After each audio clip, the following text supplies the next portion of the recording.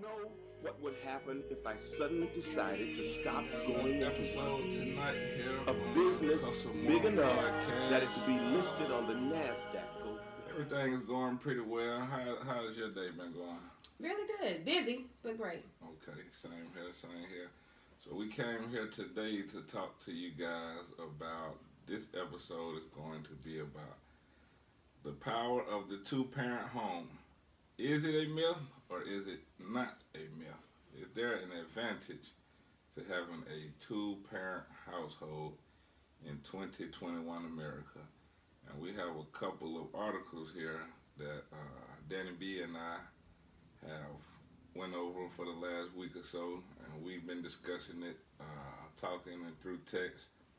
And there's some interesting statistics in there that we're going to bring to you guys and let you guys see and discuss. So let's jump right on into it. Okay, but first let's define myth. Even though it sounds asinine, but let's define myth. What does myth mean to you? A myth to me means something that you heard, but you don't know if it's true or not. Mm-hmm.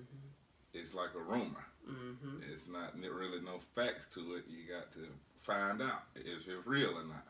Okay, and a myth to me is very similar. It's like an idea that we actually hold truth, but in actuality, it's false.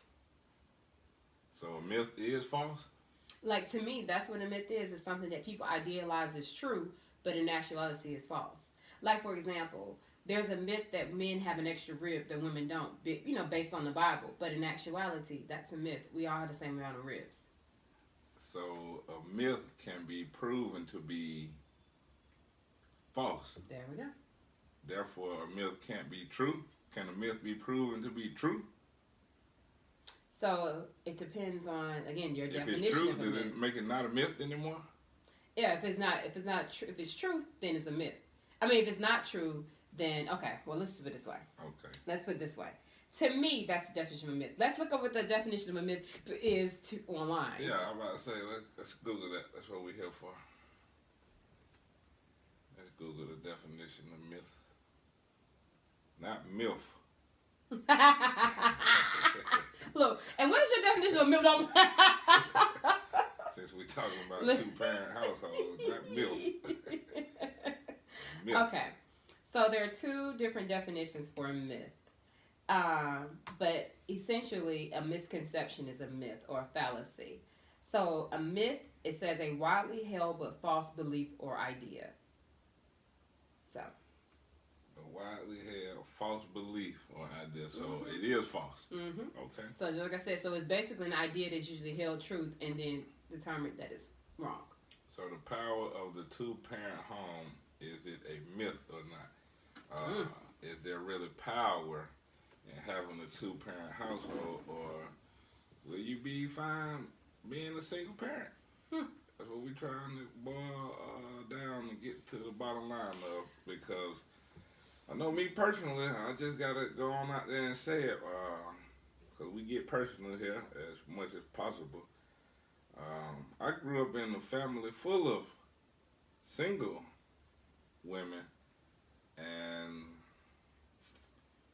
I just be honest, man, growing up, they made it look really good and made it sound really good to be a strong black independent woman. But now that I'm older and I've seen how children of those homes turn out, not to say they're horrible people, but it's like, you wonder, you ask them, and they, through conversation, they'll tell you, hey, if I could go back and do it differently, I'd do it differently. Mm-hmm. They might not necessarily say I needed a man there, but it's insinuated that I messed up somewhere. You know what I mean? I didn't do this thing how it should have been done. Yeah. But I will also say, I've seen, in my personal experience, children come from two-parent households, and like we discussed on our last episode about being grateful, kids grow up in two-parent households and they horrible. Mm-hmm. So I don't know. And that's why we're here to talk about it. Cause I don't know. You know, I literally have seen people grow up in 2-parent households, and you would think that they would be some of the best kids in the world, and them folks is unruly, man. And just like we have seen, I mean, look at LeBron James. Everybody talk about how this man is so elegant and been in the league all these years. They never had a scandal. Got the same wife, you know. He grew up. He don't even think he know his dad. Mm-hmm. He grew up in a single-parent household. Mm-hmm. But you see, he didn't repeat that because he realized probably the impact that it had on him. And remember, there were rumors about him cheating on his wife. I ain't heard about that. Yeah, there were. I heard about that. Yeah. We gotta do some research on that. Yeah, we do. I can put it out there, but since it's not a pop culture show, you know, but we can put it out there. I can research. I can Google it. Yeah, we gotta throw it out there. I guess the thing is too, just because it's a 2-parent household, is it a healthy 2-parent household? Okay, let's describe healthy. Because if you have a 2-parent household where there's a conflict in a marriage, like not low conflict. You're gonna argue. Come on, that's just anything. You have 2 people coming together trying to be one. There's going to be conflict. But when I say conflict, like, is there a low amount of conflict? Like, is one parent addicted to anything? Is one parent an alcoholic? Is there drug abuse? Is there physical abuse? Is there sexual abuse? Is there cheating? Like, there are so many things that go on in households where there are 2 people involved. If it's not a healthy household, then of course, usually the benefits that go along with raising children in 2-parent households will dwindle. It's going to steadily decrease. So I think that's where the problems come in, because the benefits of having, just like any partnership, you and I both know, whether it's a friendship, relationship, but anytime you have someone that has your back or have help, period, it's a benefit. There's something that I always say, like, for example, when I'm writing when I would write a paper or an essay when I was in school, in college, I would always write the paper, but then I would give it to a friend to proofread it. Okay. Because they would find things that I would miss. Just like anything in life, if you're doing something, it's always good to have 2 heads. To me, it's 4 eyes are always better than 2. Because you may miss something that I see, and vice versa. I may see something that you miss. So it's always good to have another person to run it by. Just think about, just in friends, the benefits of having a friend. Not someone you're dating, just if we even take it down to the basics, the benefits of having friends. They help you out when you can't do something. Or just how many times have you been somewhere, you're a parent, and your children are old enough to be in events and things like that yet. But I know for some of my friends that are single parents, you know how many times they'll call like, hey, I can't, pick up my child. Say, can you pick him up? Do you think they really want to ask me that, or would they rather be asking their husband that? I could see that. I could definitely see that. Or do you think they would rather say, hey, Danielle, I need to borrow money, or be able to go to the significant other and get it? Because even economically, just to think about the benefits, if you have a 2-parent household and one parent is making $15,000 a year and the other parent is making $15,000 a year, that's $30,000. Yes, they're still technically in poverty, by American standards and the cost of living today. But imagine if those 2 households were separated with a $15,000 income and a $15,000 income. They both have mortgage, rent, and everything else. Utilities try to pay it out of $15,000 versus they're in one household trying to pay it out of $30,000. I mean, when you look at the financial aspect of it, which is the main reason I wanted to discuss this, because it definitely has financial implications to it. What you're saying is right. That's obvious. It's like 2 + 2 = 4. We know the more money someone brings into the household together should be better for the household as a whole. However, and this is where this is going to take a slight turn at. In this article that we have, it's Thomas B. Fordham Institute. I guess they've done some research, and you guys will be able to see this on the podcast. I'm going to show y'all what we're looking at. They talk about race being a factor. Mm-hmm. And they say that although in general, youth raised in 2-parent families are less likely to live in poverty, black youth raised by both biological parents are still 3 times more likely to live in poverty than their white peers. Now, the reason why I bring that up with what you just said is because think about that right there. Even if both parents stay together, black, they are still 3 times more likely to live in poverty than white peers. I think, to me, I'm just going to be honest, what that does to a woman and even a man, anytime you feel like what you just said, man, look, we doing our best. We doing our best to be parents, stay together, make this thing work. And you still kind of end up getting the short end of the stick somewhere. You know, maybe somebody get laid off. Let's say the man get laid off. You know, and now the woman is looking at him like, you need to get a job, you need to get a job, you need to get a job. Well, we all know we have to take into account the unemployment rate for black men versus white men. A white man can go get a job with no problem. It's not that easy for a black man. So he got a kid with this woman. He lose his job. It's hard for him to get hired, or he gets hired. And we all know right now one of the current issues is minimum wage. I verbatimly heard people say, how can somebody take care of their family on $7.25 an hour? That's the current minimum wage. Mm-hmm. So let's say a black man do get hired, and he getting paid $7.25 an hour. And his woman, I give you 2 different examples. Let's say she's not working. She don't have a job, but she depending on this man and his $7.25 an hour. But why is she not working? She may not have education. She may have decided she want to stay home and raise a kid. Maybe the man said that, because some men say that. Okay, you afford for her to stay home and raise kids. So, see, this is the thing. But hold on, let me just finish the scenario, because this is the whole point I'm getting to. Because to me, this is how the strong black woman is created. And even out of this. That's a myth within itself as well. Because a woman to me would say, hey man, or even a man, I'm just going to be honest, I've heard this personally, and grandparents have said this, where the man would say, hey, you'll be better off getting government assistance if I just leave. That's a coward. And the woman will say the same thing. Man, you might as well just go, I'll be better off. They're going to pay for housing, food, medical for my kid. You just got to go. That's the setup. But it's worked. Has it really worked? It has worked to get the men out the house. Yes, but has it truly benefited the black community? No, it has not.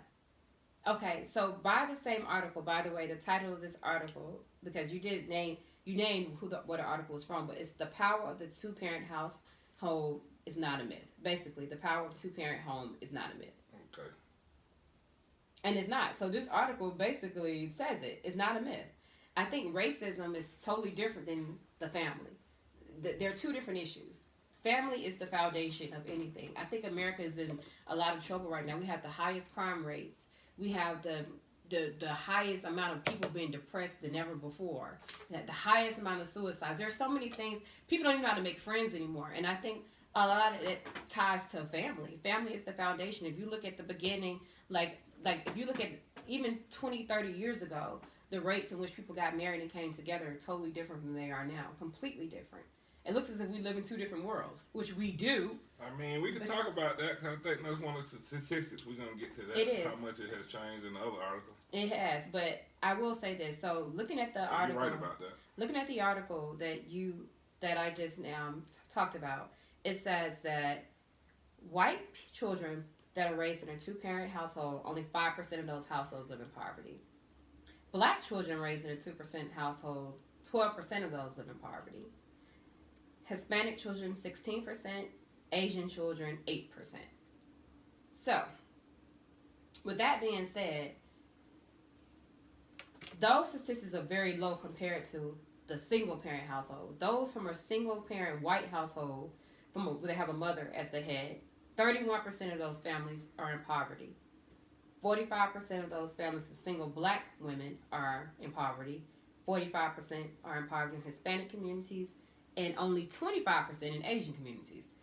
Wow, the Asian community women have lower poverty rate being single parents than white women. Let me see what you're looking at. So I'm looking at the chart here for Figure 1. Percent of the children under age 18. They're living in homes where there are single parents. Okay, I got you. Where the head is the woman versus single parents where the head is the man, and then parents who are married. I got you. I see. So Hispanic. So really, if you look at this, Asian people. Wow, looky. Asian women actually have lower rates of having children out of wedlock, but when they do, they still have lower poverty rates than anyone else. Only 25% of households led in the Asian. 25% of Asian households led by single-parent women are in poverty, versus 45% in the black community, 45% in the Hispanic community, 31% in the white community. Wow. So Asians actually... So you don't think race plays a part in this, though? Okay, so if that's the case, then why Asians have technically more... Why do Asian women have more money than white women? Because I believe just like we discussed again last episode, well, you remember you said people don't care where the money come from.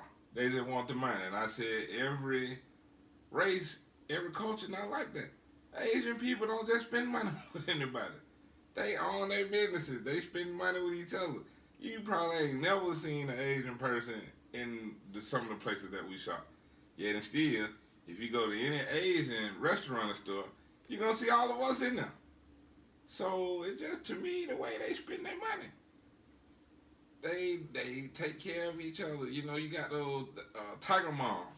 Yes, they do. They all about family. Exactly. Culture. Family. That's the foundation. That's what I'm saying. Like, even if you look at this, like the chart that I saw earlier but about... But they have not gone through what black people have gone through in this country, though.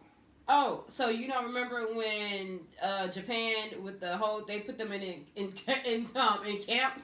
You don't remember that when doing? I remember that. How long ago was that? It doesn't matter. Every no, race. What I'm saying is. Hold on, but all I'm saying is every race in this country outside of white people have experienced racism. Now, it hasn't been to the magnitude of black people, but every race in this country has experienced racism outside of being white. And even now, honestly, this is gonna sound crazy.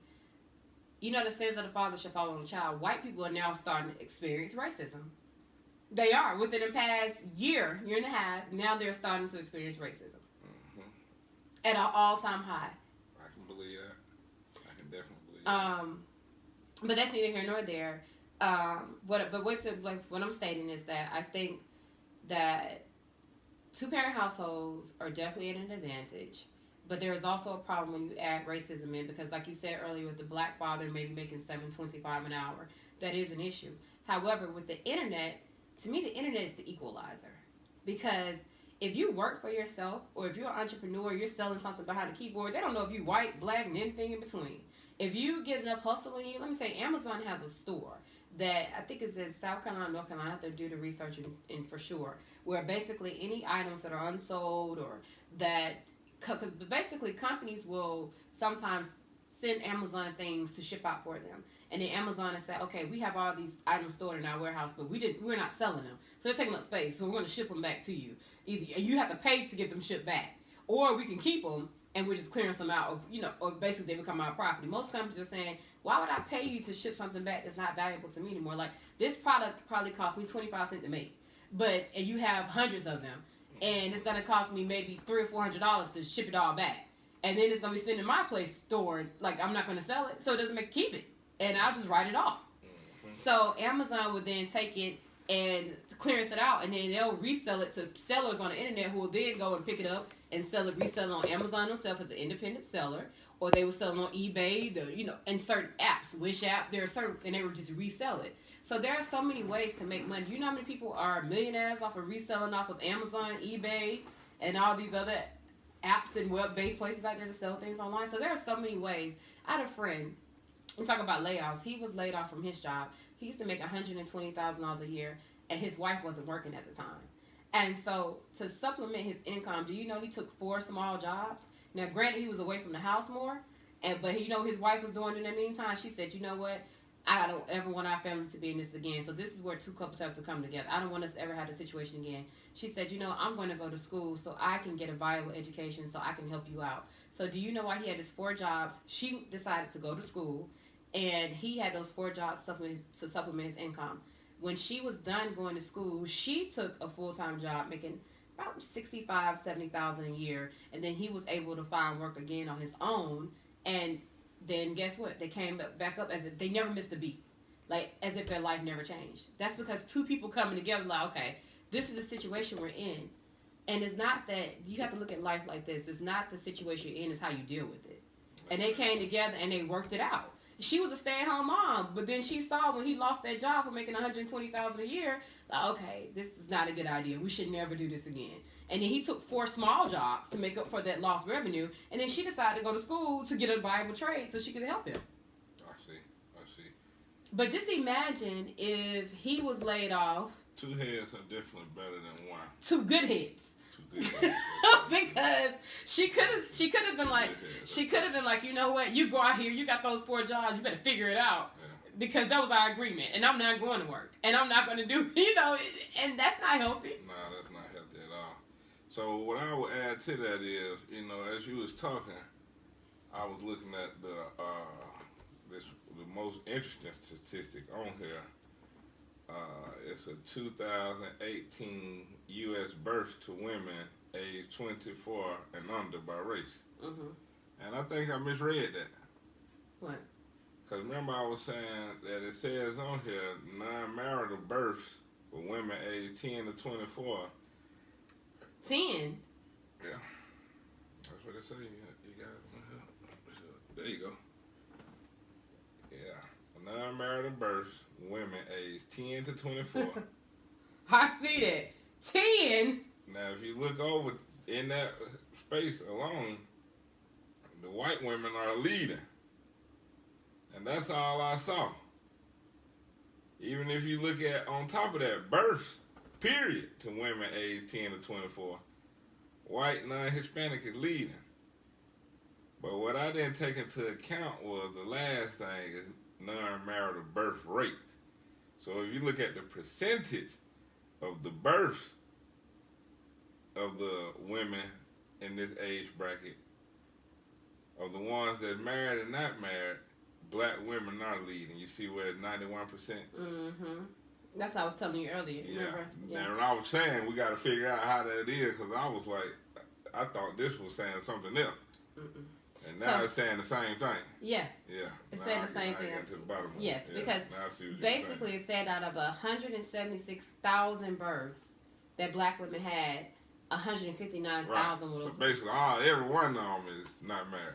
But it's 91%. That's huge. Versus white women. It's pretty much half and half. 309. Yeah, a little over half. Yeah. And then, but matter of fact, take it back to Asian people. Yeah, it's very low. Out of their births, out of 16,000 births. They're not even having a lot of babies. But it doesn't matter. matter. To this. They're not, but guess what? Even out of those 16,338 births. That ain't even in comparison to the they're not even having children. Only 6,128. 38%. But yet they have, if you go back to the economics, they're at an advantage higher than anyone in the country. When it basically, looking at their economic their population is smaller too than the black. It doesn't matter. They realize the importance of pooling your money together and doing things in order. Yeah. And a lot of times too, like how many times have you gone to the nail shop and it's an Asian family that owns that nail shop, and then you see the mother in there, the daddy, the children, like you see all of them in there. Right. So I would say to add to this, what you say, the first thing that stood out on here was the age. I would say from personal experience, because that's, mostly all I could talk about for sure. That's factual in my personal experience. I I waited as long as possible before I had kids. And I want to say it was done on purpose, but it was because of God that I didn't actually have none at a young age. And I say that seriously because I get a lot of young people that come to me, especially young fathers, and they be stressing. They in their 20s and they, going through this, trying. And I be like, I really don't know what to tell you because I didn't have kids at 25. Like, I can't even imagine. Me either. You feel me? Yeah. Like, man. Yeah. I wasn't thinking. I probably would have been a horrible father too. Yeah. And then you got to think about, too, your economical means at 25 versus at 35. Like, I know people, all my friends, honestly, King, you make a great point. Honestly, all of my friends that had kids 30 and up, financially, are much better and much more stable than my friends that had children 30 and under. Well, I say 29 and below.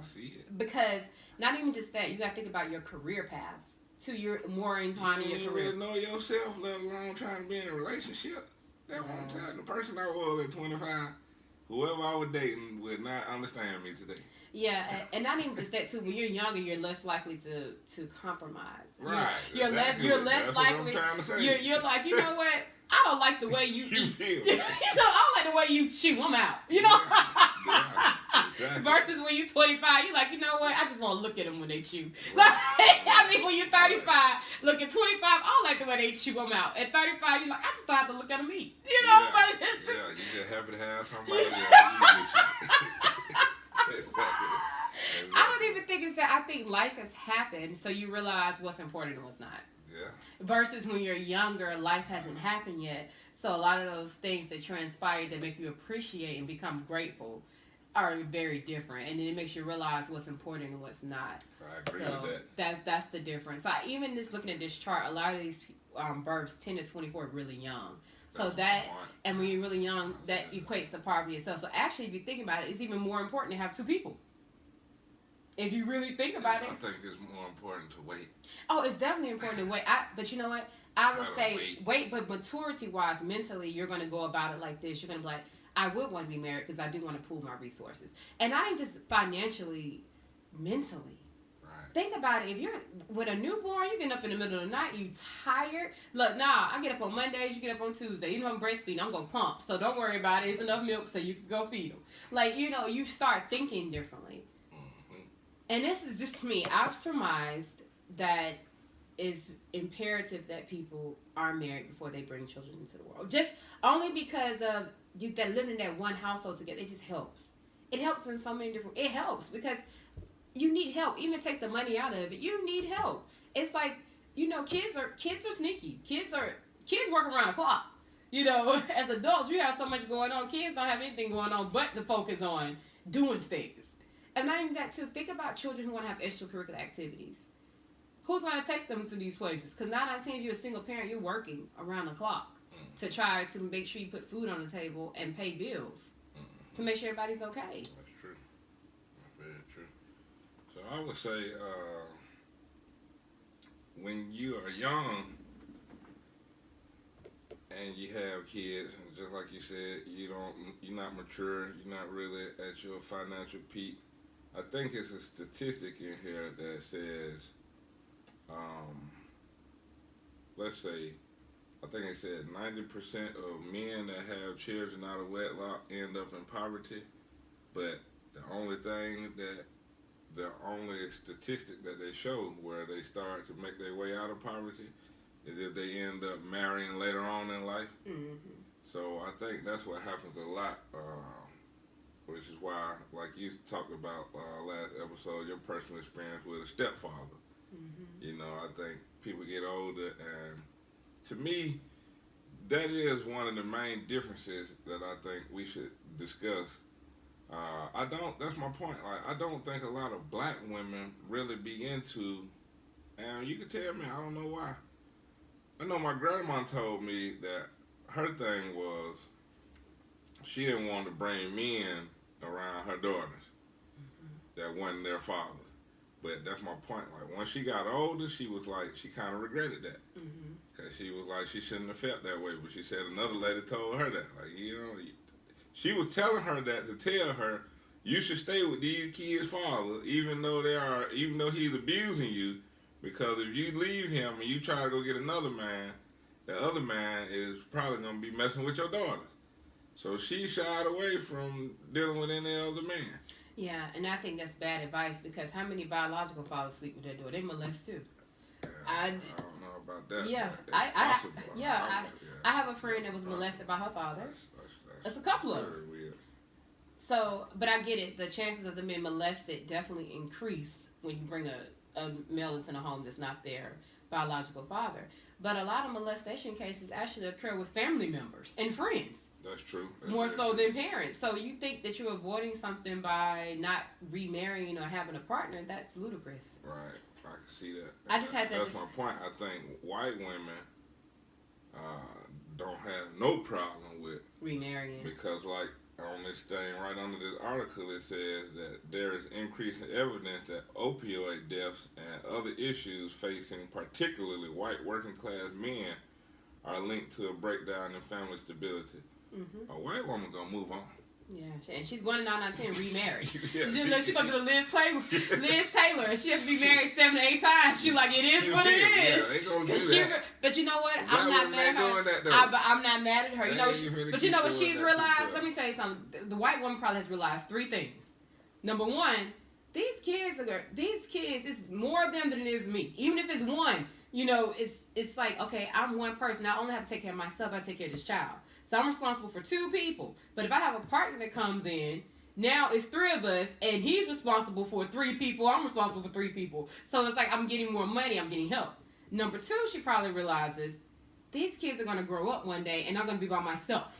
They're going to go about their business. I don't want to spend the rest of my life alone, which is okay to realize that. Because it's true. People hate to say it, but it's okay to want to date someone. That's why I said that strong black woman theory is ludicrous. That's a myth as well. But we'll get into that another time. That's a myth. And number 3, the white woman probably realizes, I want someone here to help my children because my son and my daughter need male influence. And I know for myself, I can't give them I can't be more than one person. I can only teach them feminine things. I can only teach them woman things. I can only teach them what I know. But I'm going to reproduce who I am. So certain things that my sons and my daughter will see in me that are flaws, that are not balanced out, they will actually replicate those things. But if I have a partner here who's a healthy partner, they'll see things in both of us that they can learn from. They can get educated from 2 people, mentally, spiritually, physically, financially. Like they'll learn 2 perspectives and 2 different points of views. So they're an advantage versus one person who's only learning from one and just myself. So that's probably what that woman realizes as to why she remarries. I can see that. But that's why we do have to talk about the independent black woman, because I think that, like I just read, the white woman don't want to not have a man. If the man is, they saying, evidence of opioid deaths and other issues, imagine, like I just said, all the issues facing the black man. So again, the white woman would say, okay, I'll remarry. But the black woman is saying, I don't need a man. And that mentality would cause you to say, F the original dad. You see what I'm saying? The only thing the white women is saying, F the original dad, it's just, it so happened if he ain't, he can't be a dad, then they gonna move on. But you can have a perfectly fine dad in the black community, and the woman just say, man, you know what, I could do this by myself. I don't need you. Like I was saying earlier, it ain't even got to be the welfare. She could just make good money and say, man, it ain't working well, and I could do this on my own. I don't need you. But it's bigger than finances, as I stated too. It's people like break that down too. Okay, so Jennifer it's bigger than finances. Jennifer Lopez said it best. She was saying that when she and Mark Anthony divorced, she said, she said her sister was a single parent. She's a single parent as well now. She was like, but the difference is I have money, so I have nannies to help me. She was like, so I still have help, but it's still not the same as their father being here with them. We still have to do drop-offs on the weekend, which is an inconvenience. She was like, it's just different. The kids are not getting that 2-parent feel in that household. And she said from her sister's standpoint, her sister can't afford nannies or to do different drop-offs, and they don't co-parent. So she said she looks at it like she's in a bad situation because she's a single parent, but she said her single parent is not like her sister's single parent, but it still weighs on her mentally, and it still has an impact on her children. And this is Jennifer Lopez. And what's the net worth? What, $400 million or somewhere around there? So it's not just about the money. Okay. That's interesting. It is. And so she even spoke about it. And she was like, I have nannies. So what do you think the issue is in that particular situation? Is it just not having the father around? What do you mean? You saying that she got money, but she still having issues being a single mother? Yeah, I think because... What are the issues? There's not a man around? Is that the issue? No, I think for her, it's the fact that she has a son and she has a daughter, and she still sees that people need that. That's the balance. Like, what the relationship but is. But do they not, are their dads not in their life? Yeah, but it's not the same as your dad in your house. So it's different when I have to go to daddy's house versus I can go downstairs or in the room and go talk to daddy. It's a difference. What do you mean? It's a big difference, like when you come home and your dad is waiting there for you or your mother is waiting there for you versus when you have to go to two different houses. I told you about my friend who co-parents, like with her child's father. 1 week her daughter's at her house, the next week he's at her house. So every other week she's packing a bag, going to her dad's house, and then she's coming back to her mom's house, and she's going back to her dad.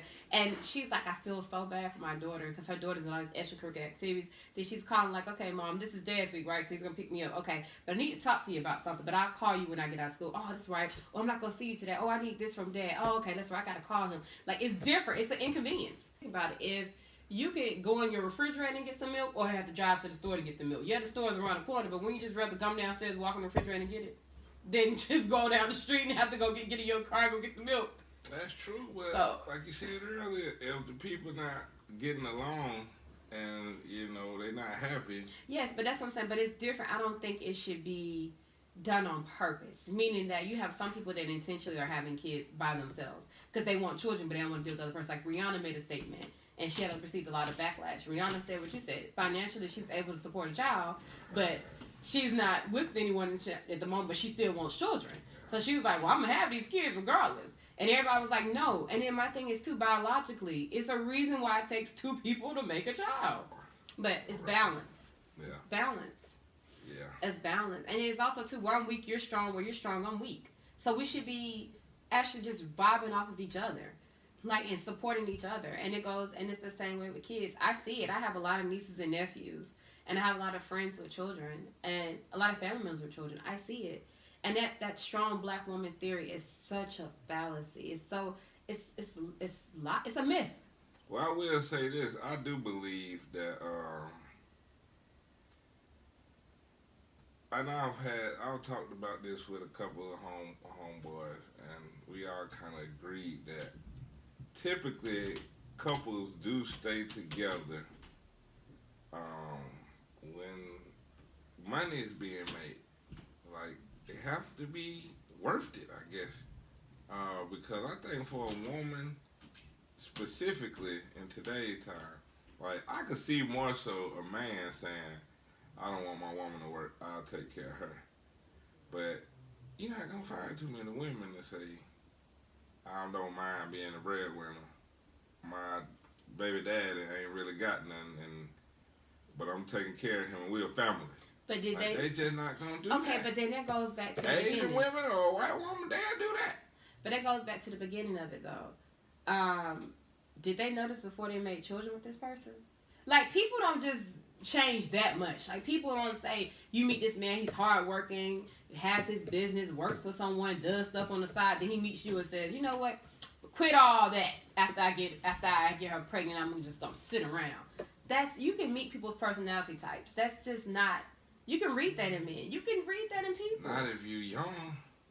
Yes, I was young too. I don't have any children. You smart. Listen, I always tell everybody, let me tell you something. I always tell everybody, give it time. Now, some jobs are starting to get benefits from day one now, but most of back in the day, what was it? 90 days, right? Before they gave benefits. So with that being said, stick around. People will show you who they are. The representatives are going to stay up so long. But I will also add to that then, because I remember you said that earlier, and I was going to say, just because you get married before you have kids is not guaranteed you're going to stay married. It's definitely not a guarantee, but you start off with a higher leg. Like, you really do start off better. Now, and even financially, I would say this. When people, couples that are financially at an advantage or financially successful tend to argue less. They usually have happier marriages. They've done studies on that as well. Because if you think about the root of divorces, what do you think the root of divorces are? Finances. So we look it up, and it's because a lot of people aren't and that's what I'm saying, a lot of people aren't on the same page. People don't change that drastically. They don't. These usually, most people, they've done a survey. Most people who divorce, they divorced for reasons that were there before they even got married. And they, for some reason, I don't know why people think when you get married, the issues you have will just magically go away. Right. No, they get worse.